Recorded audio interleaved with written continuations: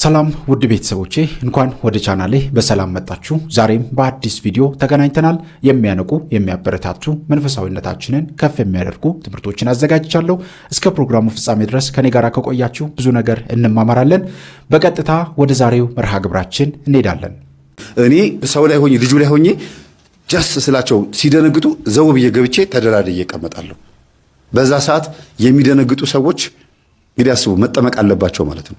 ብዙ ጊዜ ፌንት ያላችሁ መርዶም ወይም የሆነ የሚያስደነግጥ ነገር አጋጥሟችሁ የሚፈነዳም ነገር ሆኖ ከደነገጣችሁ ነው ፌንት ካላችሁ የሆነ ነገር ገብቷል ማለት ነው። ስለዚህ ተጠመቁ። ይሄ ነገር ያጋጠማችሁ ሰዎች እኔ ውስጥ የገባህ በማስደንገጥ የገባህ መንፈስ ታሰር ብሉት። የእናት አዳልሞቴ የአባት ጠቋር ሊሆን ይችላል፣ ወይ ደግሞ የሆነ የዝሙት መንፈስ ከቤተሰብ ውስጥ እንደዛ ስትስቱ ራሳችሁን ወይም ፌንት ስትሉ መግቢያ መንገድ ይሆናል። ልክ ዝርር ስትሉ ጥልቅ ብሎ ይገባል። ያቺን መስመር ማንም ሰው አያውቃትም። ልክ ከባነናችሁበት ስትነሱ ማነው ከወደቃችሁ ስትነሱ ራሴን እስቲ ውሃ ስጡኝ ምናምን ውሃ አድርጉባት ምናምን ይባላል። ለምን ተደላድሎ ተቀምጧል። በቃ ተመቸው ማለት ነው። እና ብዙ ጊዜ መጠንቀቅ አለባችሁ። የቤተሰብ የዛር መንፈስ እንዴት ቡና እያፈሉ እናቶቻችን አንዳንዶቹ ልክ ውርውር ሲባቸው ሄድ ከዚህ ምናምን ምን አባቷ ምን ያስደነግጧቸዋል።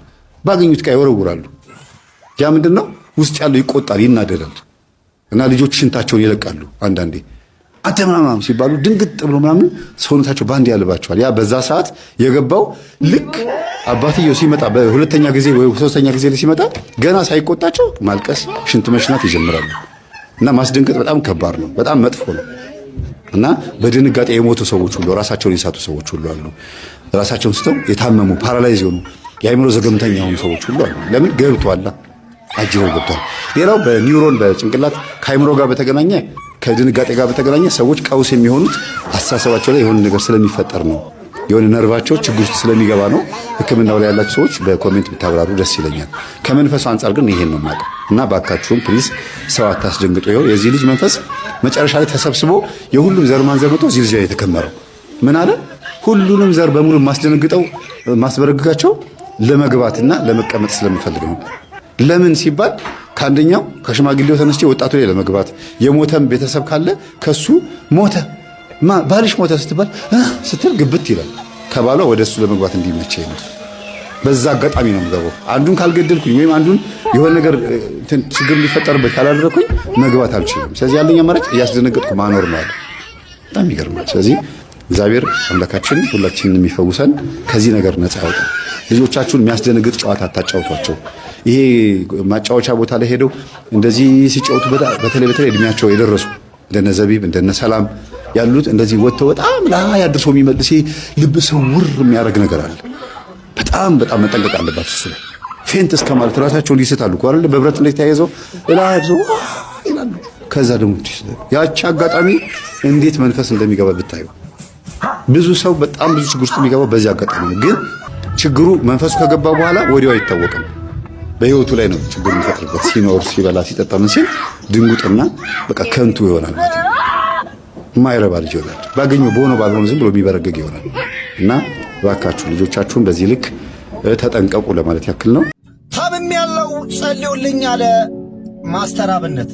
እንዴ ለምንድነው ማለት ሁላችሁም በየእምነታችሁ ጸልዩልኝ ማለት ምን ማለት ነው? አንዱ ቢሲት አንድ አይሱትም ነው። ይኸውልህ አንተም የምትጸልየው ሌሎችም የሚጸልዩ ጩኸት እንጂ ምንም አይነት ውጤት አያመጣም።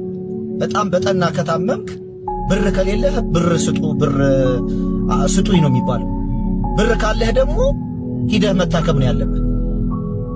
በሽታ በሕክምና እንጂ በጸሎት አይደለም። ውሸት ነው። ስለ እግዚአብሔር መኖር ላንተ ለመስበክ በጣም አስቸጋሪ ነው። ምክንያቱም የአገሬ ሰው ሲናገር አውቆ የተኛን ቢቀሰቅሱት አይሰማም ይላል። በሕክምና ሙያ ውስጥ አይዲዮፓቲክ የሚባል ነገር አለ። አንኖውን ኮዝ ሲሆን ምክንያቱ ሳይታወቅ መድረሻው፣ ስፍራው ነገሮችን ለማወቅ ለሳይንስ እንኳን አዳጋች ሲሆን አይዲዮፓቲክ ብሎ ያልፈዋል። ይህንን እግዚአብሔር ነው የሚያውቀው። ሳይንስ አላውቀውም አለ ማለት ነው ብዬ እኔ ተረጉመዋለሁ። ምክንያቱም ሳይንስ ከዛ በላይ መሄድ አይችልም። ወዳጅ አንድ ነገር ልንገርህ፣ ልብን እኮ ሳይንስ አይፈጥራትም። ጉበትን፣ ሳምባን፣ ኩላሊትን፣ የውስጥ የአካል ሲስተሞቻችንን ሳይንስ ሊሰራው አይችልም። እንደው ይሄ ወሰብሰብ ቢልብህ እንኳን እኔና እናንተ ተሸክመን የምንሄደው ቀዩ ደማችን ደም ብለን የምንጠራውን እንኳን የሰው ልጅ መስራት አይችልም። የኢትዮጵያ ቀይ መስቀል ማህበር ደምን ከግለሰቦች እየሰበሰበ የደም እጥረት ለገጠማቸው ይሰጣል። ምክንያቱም በፋብሪካ ስለማይመረት የትኛውም የምድር ዕውቀት ቢሰባሰብ ደምን መስራት አይችልም። ምክንያቱም ደም ውስጥ እጅግ በጣም ውስብስብና ብዙ ነገሮች አሉ። ይህንን የሰራውና ያበጀው ደግሞ ሕያው እግዚአብሔር ብቻ ነው። ታዲያ ሰዎች ሲታመሙ ያንን ደም ወደ መመለስ ያንን ደም ወደ ጤናማ ስቴት ለመመለስ እንኳን የሰው ልጅ ዕውቀቱን ቢያሰባስብ፣ ዕውቀቱን ቢቀምር፣ ዕውቀቱን ቢደምር፣ ቢቀንስ፣ ቢያባዛ፣ ቢያካፍል ፈጽሞ ደምን ሊሰራና ደምን ሊፈጥር አይችልምና ስለዚህ አንዳንድ ጊዜ ሳይንስ እንኳን ሄዶ የሆነ ቦታ ላይ ሲቆም ሰዎች እንደ እምነታቸው ሲጸልዩ ከነገሮች ሁሉ በላይ የሆነ እግዚአብሔር ይረዳቸዋል፣ ፈውስን ይሰጣቸዋል፣ መዳንን ያመጣላቸዋል። ይህንን ደግሞ አንተ ስላልክ ሳይሆን ሳይንስ በራሱ ሃይማኖተኝነት ወይም እምነት ሰዎች ሲኖራቸው የመዳን አቅማቸውን እጅግ በጣም ቡስት እንደሚያደርጉ ወይንም ደግሞ በሽታን የመከላከል አቅማቸው በጣም እንደሚጨምር ሳይንስ አጠንክሮ አድቫይዝ ያደርጋል፣ ይመክራል፣ እኛም እንመክራለን። ወዳጄ እባክህን በህብረተሰቡ እምነትና ሃይማኖት ላይ የምትናገረውና የምታላግጠውን ነገር ማቆም አለብህ። ምክንያቱም ያላመኑ ሰዎች ህመም ሲገጥማቸው ህመማቸው ተባብሶ በቀላሉ መዳን የሚችለውን ነገር ውስብስብ ወደሆነ ነገር እንዲወስዱት ያደርጋቸዋል። አለማመናቸው፣ ነገሮችን አምኖ መቀበል፣ በሚያምኑት አምላክ ደግሞ መደገፍ፣ እዛ ላይ ሳይንስ ሲጨመርበት ነገሮች ውጤታማ ይሆናሉና ህብረተሰቡን እምነትና ሃይማኖቱን አታንቋሽ፣ አትምታ፣ አትናገር። ልብ ይስጥህ። እስትና ከተነሳ እሷም የማርያም ልጅ ናት። የጴጥሮስ መዘምራን የጴጥሮስ ጳውሎስ መዘምራን ነበረች። አዎ በቃ እሷ ክርስቲያን ናት። ልጁ ጋር ምን አገናኘህ ታዲያ አንተ? ቀንተን እሱን ስታገባ ባሏን ስታገባ የዚህን አባት በቃ ቀንተን በቅናት ምን አረከው? እንዳይናገር በእጁ እንዳይበላ አሁን መብላት ጀመረ። እርሶ ጋር ከመጣ በኋላ መብላት ጀመረ። ልናጎርሰው ስንል እንኳን አልፈልግም ነው የሚለው። በእጁ መብላት ጀምሯል። ስንት ዓመት ነው ካስካት? 5 ዓመት። 5 ዓመት። ልጁ ስንት ዓመቱ ነው? 4 ዓመት ተኩል። 4 ዓመት ተኩል። ልክ መንፈሱ በሚኖርበት ጊዜ የሚወለዱ ልጆች እንደ ላኪዎቹ አይነት መሰሪ ጠባይ መንፈሱ ወደ ትውልድ ይሸጋገራል። የላኪዎቹ ክፋት በጣም እየጨመረ ሲመጣ መንፈሱም ክፋቱ እየጨመረ ይመጣል። ስለዚህ ተተኪው ትውልድ ላይ ታላቅ እንቅፋት በመሆን ሴራውን ይፈጽማል ማለት ነው። በምንድን ነው የገባው? በገንፎ እህል። እርጉዝ ሆና? አዎ የገንፎ እህል እናቷ ከዚህ ልከውላት ነበር። ያውም የተባረከ ይሄ አይጠቅምሽም ብላ እዛ አሰራንላት። እዛው ሀገር? አዎ የገንፎ እህሉ እዛው ነው የተሰራው? አዎ እዛው ተሰራ። ከገንፎ እህል ጋር ምን አስገባህ አንተ? ከዱቄት ጋር እሷ እንድትፈዝ እንዳትወልድ ማርያም ስትል የሁለተኛ ልጅ ሰጠቻት። ወይ ደምል በገንፎ እህል ገብተህ ከማህፀን ነው ልጁን የመያዝ የሞከርከው? አዎ ገና እሷን ሲያገባ። ምኑን ያስከው? አንደበቱን። ለምን? በቃ እንዳይናገር ርር ላረጋቸው እናትና አባት። ለምን? በቃ እሱ ዝም ብሎ እዛ ድሃ ይረዳል። ባለቤቷ ይርዳ፣ አንተ ምን አገባ? እንዴ ጥሩ ነገር ይሰራል። ዝም ብሎ ነው ይረዳል። ውይ እዚህ በልቶል ቧጥና ወጣ። ሰይጣንና ጋር እንትን መተት እኮ ሰይጣንና ጋር ሰይጣን ምን አድርጌ ተባልክ? ልጁ እንዳይናገር በቃ እንዳትወልድ ነበር። እንዳትወልድ በመጨረሻ እንዳይናገር አረግ። ይናገር። አንደኛውን ሲያጣ አንደኛውን ይሰራል። አንደኛው ሲያመልጠው አንደኛውን ያከናውናል። በል ቧጥና ውጣ። ቶሎ በል ፈተን። አዎ የት ነው የምትኖረው? ሳውዲ አረቢያ። ሳውዲ አረቢያ? አዎ አስቸጋሪ ሀገር። አዎ ማተቧንም ማስራ አሁን ነው ያሰረችው። እዚህ ከመጣች እዛማ ማተብ የለም። እዚህ ነው ያሰረችው። ነው መጽሐፍ ቅዱስ የጸሎት ቤት አድርጋለች። እዘጋው ነበር። ለምን? በቃ አልፈልግም፣ ያቃጥላል። የእርሶ ሲታይ ይቀፈኛል። ካስቀፋል። አዎ አስተዋል። በደንብ ጀምሯል ልጁ። አረ በደንብ። አዎ እለቀዋለሁ። ተዘጋጅ። ስንት ናቸው አሁን? 1700። የተመተትከው በምንድን ነው? በገንፎል። ትቀጠቅጣለች? ትፈራለች። እሷ ራሷ እንዲህ አትሸልጥም? ትፈራለች። ተዘጋጁ። በኢየሱስ ክርስቶስ ስም፣ በስላሴ ስም፣ በወላዲተ አምላክ ስም፣ በቅዱስ ሚካኤል ስም፣ በቅዱስ ዑራኤል ስም ሲኦል እንገባለን። ቶሎ 7 ጮህ ነፍቶ ሱልብት እግዚአብሔር ይመስገን።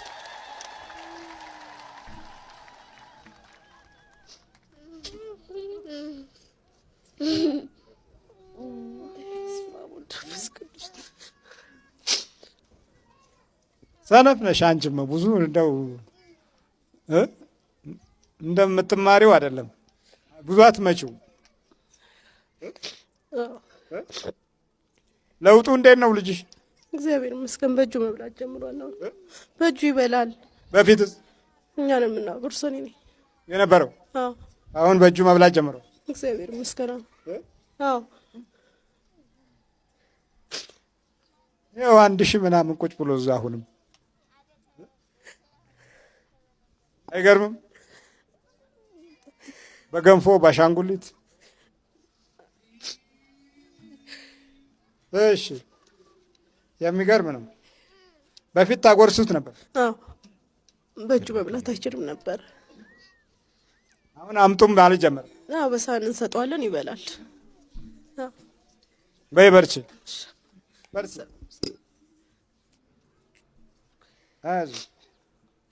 እንግዲህ ምቀኞቻችን ይሄን ያህል ናቸው። ዘመዴን እስኪ ልስማ። ሰውየውን በአካል ካገኘው ጥላውን ነው የሚወጋው። ገርማችሁ ነገር ጥላ ወጊው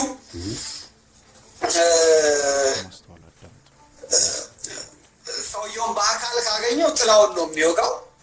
በአካል የማይገኝ ከሆነ ሰውየው ደግሞ ፎቶ ይፈለግና ፎቶ ይወጋል። እዚህ አሁን ይሄኛው የባዕድ አምልኮ ልምምድ በዚህ በሩቅ ምስራቅ በምናምን የምታዩት ነው። አሻንጉሊት ላይ አድርገው እንደዚህ እንደሚወጉት ነው የሚወጉት። በጃርት በምናምን በመዳብ መርፌ ምናምን አድርገው መልካ ሳጥናኤል ይደገማል። ከዛ በኋላ እግዚአብሔር ተክዶ ነው የሚመጣው። ይሄ አይነቱ ነገር እግዚአብሔር ተክዶ ነው የሚመጣው። ስለዚህ ለሙከራ ብሎ እንግዲህ ምን ይላል ጽሑፍ እዚህ ጋር? ምዕመናን የመምህር ግርማ ተማሪዎች ዘመድ ኮን ተደብቆ የመምህር ግርማን ትምህርት እየተማረ በልጦናል እኮ ወይም በለጠን እኮ ፓርት 2 ብሎ አቅርቦታል። ይህችን ቪዲዮ እኔ ሙሉውን ያየው ቀን በጣም ነው የገረመኝ። ዘመዴ ሳያቀርቶ አይደለም፣ ምናልባት ከመምህር ግርማ ጋር የግል ጥላቻ ሊኖርበት ይችል ይሆናል እንጂ መናፍስት በቤተ ክርስቲያናችን ውስጥ እንደፈለገ እንደሚፈነጭ ያውቃል። እንደፈለገ ሳይፈልጋል እንደፈለገ። አስተውሉችን ቃላት ለምን ተመችቶታል። የሚጾም የሚጸልይ የሚሰግድ ክርስትና ህይወቱን በደንብ በተግባር የሚኖር አገልጋይ ስለጠፋ ሰይጣን እንደፈለገ ነው የሚሆነው። ያም እንደፈለገ እያሾረ ነው። እንግዲህ ጥላዋጊን በዚህ ልክ ማብራራት የሚችል ሰውዬ እንዴት ነው የመምህር ግርማን ትምህርት የሚቃወመው ስትሉ እሱ ላይ ችግር አለ። በእርግጥ ዘመዴ ላይ ግን መልካ ሳጥናኤል ምንም አይነት ሌላ ኮተታ የለው። መልካ ሳጥናኤል ከደገቡ ያን ቀጥታ ነው የሚሉት። የመልካ ሳጥናኤል ጉዳይ አሁን ዘመዴ ሲያነሳ የሚያውቃትን ነው የተናገረው እንጂ ጥላዋጊ የእርግማንና የሟርት መንፈስ ነው። ጥላዋጊን የሚያደርጉ ሰዎች መልካ ሳጥናኤል አይደግሙም።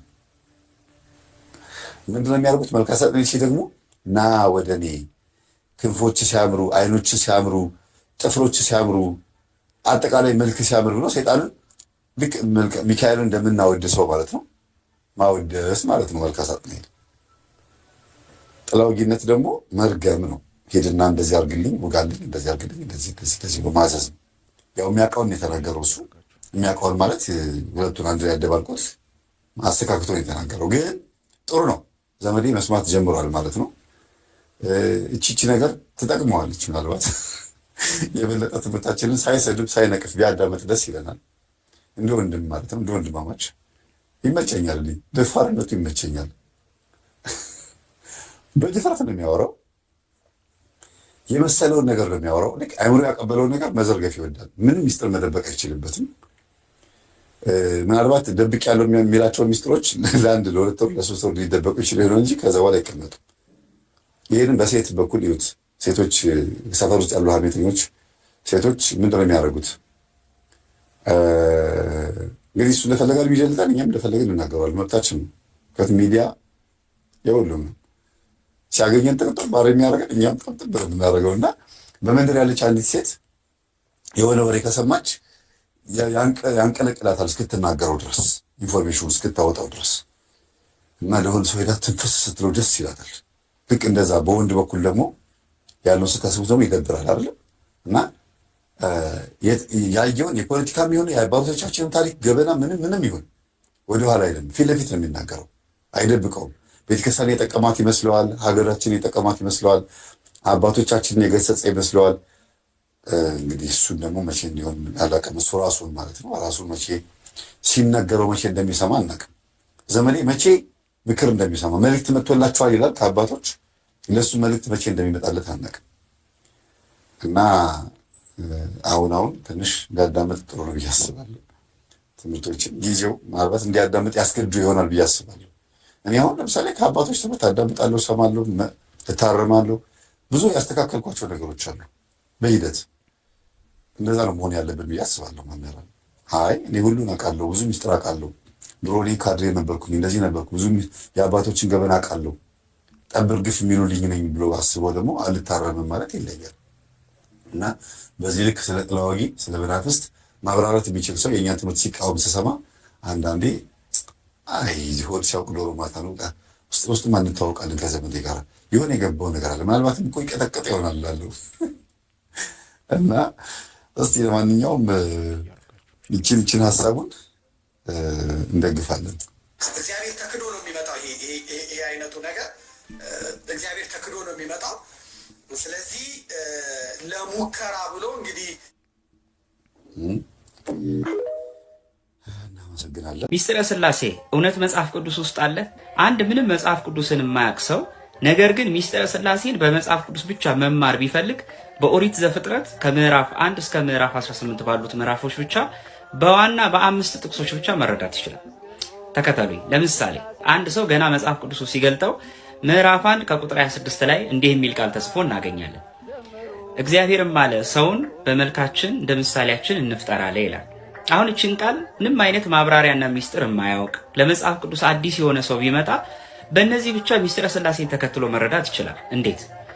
እግዚአብሔርም አለ ሲል ነጠላ ንግግር ነው። ቀጠለና ደግሞ ምን አለ? እንደ ምሳሌያችን እንደ መልካችን አለ። እንደ ምሳሌያችን እንደ መልካችን ሲል ደግሞ ወይ ሁለት ወይ ከሁለት በላይ እንደሆኑ ያስረዳናል። ነገር ግን በትክክል ስፔሲፊክ አድርጎ 3 ብሎ አይነግረንም። 3 የሚለውን ቁጥር ለማግኘት ዘፍጥረትን ተከትለን መሄድ አለብን። ቀጥሎ ደግሞ አንድ ምዕራፍ ስንገልጥ ኦሪት ዘፍጥረት ምዕራፍ 2 ከቁጥር 18 ላይ እግዚአብሔርም አለ ሰው ብቻውን ይሆን ዘንድ መልካም አይደለምና የምትመቸውን ረዳት እንፍጠርለታል። አሁንም ልክ ዘፍጥረት ምዕራፍ 1 ላይ እንደተናገረው እግዚአብሔርም አለ ሲል ነጠላ ንግግር ነው። ስለዚህ የእግዚአብሔርን አንድነት ያሳያል። በባህሪ በስልጣን በአገዛዝ አንድ መሆናቸው። ቀጥሎ የተናገረው ደግሞ ምን ይላል? ሰው ብቻውን ይሆን ዘንድ መልካም አይደለም፣ የምትመቸው ረዳት እንፍጠርለታል። ስለዚህ እንፍጠርለት የምትለው ንግግር አሁንም ቅድም እንደተናገረው የሆነ በብዛህነት ያሉ 2 ወይም ከ2 በላይ የሆኑ አካላት እንዳሉ ኢንዲኬት እያደረገ ነው። አሁንም ግን 3 ሚሊዮን አላገኘንም። አሁንም የተወሰነ ምዕራፍ ደግሞ ገለጥ እናርግና ምዕራፍ 3 ላይ ስንሄድ ኦሪት ዘፍጥረት ምዕራፍ 3 ከቁጥር 22 ላይ እንዲህ የሚል ቃል ተጽፏል። አዳም መልካምና ክፉን ለማወቅ ከኛ እንዳንዱ ሆነ ይላል። አሁን በደንብ አስተውሉ። እግዚአብሔርም አለ ሲል ነጠላ ንግግር ነው። አዳም ከኛ እንደ አንዱ ሆነ ሲል ደግሞ አሁንም እነዚህ አካላት ከአንድ በላይ የሆኑ ነገር ግን የሆነ ብዛት ያላቸው አካላት እንደሆነ ይጠቁመናል። ምክንያቱም እንደኔ ሆነ አይደለም ያለው። እንደዛ ቢሆን ኖሮ አካሉ አንድ ብለን እንደነ ሰባልዮሳውያን ባመንን ነበረ። ነገር ግን ከአንድ በላይ እንዳላቸው ሥላሴ እዚህ ላይም ይጠቁመናል። አሁንም ደግሞ የተወሰነ ምዕራፎችን እንለፍና ኦሪት ዘፍጥረት ምዕራፍ 11 ላይ ደግሞ እንሂድ። እዚህ ላይ ትንሽ አንድ የሚጠቁም ቃል እናገኛለን። ዘፍጥረት ምዕራፍ 11 ከቁጥር 7 ላይ እንዲህ ይላል። እግዚአብሔር የባቢሎንን ግንብ ሲያፈርስ እግዚአብሔርም አለ ኑ እንውረድ፣ አንዱ የአንዱን ቋንቋ እንዳይሰማ ቋንቋቸውን እንደባልቃለ ይላል። እዚህ ላይ አካላቸው ከ2 በላይ እንደሆነ አወቀን። እንዴት? 2 ቢሆኑ ኖሮ ና እንውረድ ይል ነበረ። ስለዚህ ኑ እንውረድ ሲል ከተናጋሪው ውጭ ያሉ 2 ወይ ከዛ በላይ የሆኑ አካላት እንዳሉ አስረዳ። ስለዚህ እዚህ ላይ አካላቸው አሁን ደግሞ ከሁለት በላይ ሁለት እንዳልሆነ እርግጠኛ ሆነ። አሁን ታዲያ የሥላሴን ሶስት የሆነውን አካል ሙሴ የቱ ጋር ነው የሚነግረን ከተባለ ምዕራፍ 18 ላይ ስንደርስ አብርሃምም በመምሪያ አድባር ዛፍ ስር ተቀምጦ ሳለ በቀትር ሰዓት ላይ እግዚአብሔርም ለአብርሃም በመምሪያ አድባር ዛፍ ስር ተገለጠለት። አብርሃምም ዓይኑን ባቀና ጊዜ እነሆ ሶስት ሰዎችን ተመለከተ ይላል። አሁን በደንብ አስተውል። የተገለጠው እግዚአብሔር ነው። መልአክ አላለም፣ ሌላ አካልም አላለም። እግዚአብሔር ነው ያለው። ግን ምን አለ? ሶስት ሰዎችን ተመለከተ። እነዚያም ሥላሴ በአረጋዊ አምሳል ስለተገለጡለት ነው። ዳንኤል ብሉ የመዋዕል ይላቸዋል፣ ሥላሴን በዘመን የሸመገሉ ይላቸዋል። አብርሃምም ለሥላሴ ታዲያ ከሰገደ በኋላ አቤቱ በፊትህ ሞገስን አግኝቼ እንደሆነ ባሪያህን አትለፈኛል። አሁን በደንብ አስተውሉ። የተገለጡ ሶስት አካላት ናቸው። ነገር ግን አቤቱ ባሪያህን አትለፈኛል። እስካሁን ከዘፍጥረት ምዕራፍ 1 ጀምሮ ያየነው የሥላሴ አካል አሁን ገሃድ ሆኖ ተገለጠ። በማን ቤት? በአብርሃም ቤት። ስለዚህ ከሁለት በላይ ነበረ ያልናቸው ሥላሴ ለካ በአካል ሶስት እንደሆኑ በዚህ አወቅን። ከአብርሃም ታሪክ ከዘፍጥረት 18 በኋላ ሙሉ መጽሐፍ ቅዱስን ብታነቡ ሥላሴ ዝቅ ብለው ሁለት አካል፣ አንሰው አንድ አካል ወይ ደግሞ በጣም ከፍ ብለው 4፣ 5፣ 6 አካል ሆነው ተገልጠው አያውቁም። ይሄ የሚያስረዳን የሥላሴን የአካል ሶስትነት እንደሆነ ነው። ባሪያህን አትለፈኝ ካለ በኋላ እነሆ ለእግራችሁ ውሃ ይምጣላችሁ በቤትም እረፉ እያለ ደግሞ የአካላቸው ሶስትነት ይናገረናል። አንዴ ባሪያህን አትለፈው ብሎ አንድነታቸውን በባህሪ በአገዛዝ በስልጣን በመለኮት ያላቸው፣ ቀጥሎ ደግሞ ምን አለ? እዛው ላይ ደግሞ አያይዞ በቤትም እረፉ አለ። አያችሁ፣ እረፉ፣ ግቡ፣ ብሉ፣ ጠጡ የሚለው ቋንቋ ላይ ደግሞ የአካል ሶስትነታቸውን ዲፋይን አድርጎ ነግሮናል። ስለዚህ አብርሃም ይህን ተረዳና ይላል ዘፍጥረት 18 ላይ ለሚስቱ እንዲህ ብሎ አዘዛት፣ 3 መሰለቂያ ወይም መስፈሪያ ዱቄት አዘጋጂ፣ ከዛ ያንን በአንድ ለውሰሽ ጋግሪው አላት። በ3 መስፈሪያ አዘጋጂ ከማለት ይልቅ 3 እንግዶች መጥተዋል፣ የሚበቃ ያህል ምግብ አዘጋጂ ማለት ይችል ነበር። ከና አፈጻጸሙን የነገራት። ስለዚህ ጉዳዩ ስለ ምግብ ጉዳይ አይደለም፣ ወይም የምግብ ሙያን ሊያስተምራት ፈልጎም አይደለም። 3 መስፈሪያ ዱቄት አዘጋጂ ማለቱ ለአብ ፍጹም ገጽ ፍጹም መልክ ፍጹም አካል አለው፣ ለወልድም ፍጹም ገጽ ፍጹም መልክ ፍጹም አካል አለው፣ ለመንፈስ ቅዱስም ፍጹም ገጽ መልክ አለው። እነዚህ 3 አካላት በአካል ቀዋሚያን የጸኑ እንደሆኑ በዚህ አወቅን። ለዚህም ነው ቤተክርስቲያን የአብርሃሙ ሥላሴ ብላ የምትጠራው። ምክንያቱም ከዘፍጥረት ምዕራፍ 1 ጀምሮ በምስጢርና በረቂቅ ቃል ሲገለጥ የነበረው የሥላሴ አካል ገሃድ ሆኖ የወጣው በአብርሃም ቤት ስለሆነ ሐምሌ 7 ቀን በደማቅ ሁኔታ የቅድስት ሥላሴን በአብርሃም ቤት መገለጥ እናከብራለን። ላስተማሩን፣ ለመከሩን፣ ለገሰጹን በእውነት እግዚአብሔር አምላካችን ረጅም ዕድሜን ያድልልን። እኛም ደግሞ በሰማነው ቃለ እግዚአብሔር ትምህርት የምንለወጥ የምንቀየር እንድንሆን እግዚአብሔር አምላካችን ሁላችንንም ያግዘን። በዛሬው ቆይታችን እንግዲህ ውድ ቤተሰቦቼ እነዚህንና መሰል ጉዳዮችን ለመዳሰስ ለማየት ሞክረናል። በቀጣይም እንደዚሁ የሚያነቁ የሚያበረታቱ መንፈሳዊ ትምህርቶችን መንፈሳዊ ቪዲዮዎችን ይዤላችሁ እስከምንገናኝ ድረስ የቅዱሳን አምላክ ከሁላችን ጋር ይሁን። በሀገር ውስጥም ከሀገር ውጭም ያላችሁ ኢትዮጵያውያን ኤርትራውያን ቤተሰቦቼ ሰላም እግዚአብሔር ከሁላችሁ ጋር ይሁን እላለሁኝ። እንበርታ፣ እንጠንክር። ይህንን ቻናል ለብዙ ሰዎች እንዲደርስ ሁላችሁም አንደኛ ሰብስክራይብ አድርጉ። ቪዲዮውን ሁሌም ስትጀምሩ ላይክ አድርጋችሁ መጀመራችሁን እንዳትረሱ። ለብዙ ሰዎች ተደራሽ እንዲሆን ያግዛልና። ምክንያቱም ላይክ አድርጋችሁ ስትጀምሩ እናንተ ላይክ ስታደርጉት ቪዲዮ ብዙ ሰዎች ጋር እንዲደርስ ትልቅ ሰፊ እድል አለውና ሁላችንም እንደዚህ እናድርግ። እግዚአብሔር አምላካችን ከሁላችን ጋር ይሁን።